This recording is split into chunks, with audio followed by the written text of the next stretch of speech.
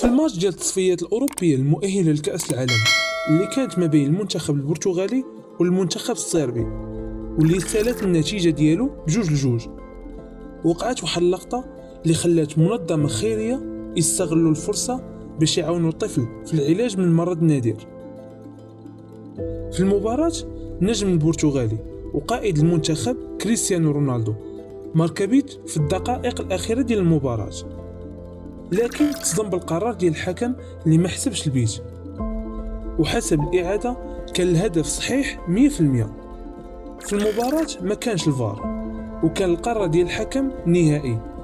هادشي اللي خلى المنتخب البرتغالي ضيع عليه 2 نقاط.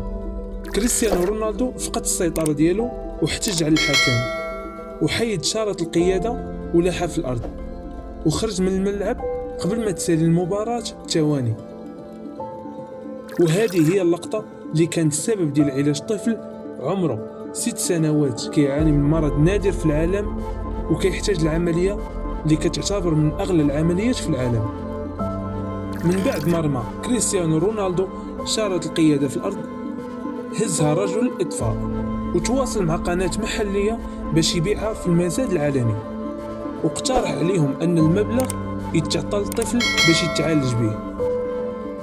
من بعد ما تحققت القناة أن بصح شارة القيادة ديال كريستيانو رونالدو، تعاونوا مع منظمة خيرية وداروه في موقع متخصص في المزاد، وتباعت شارة القيادة ب75,000 أورو.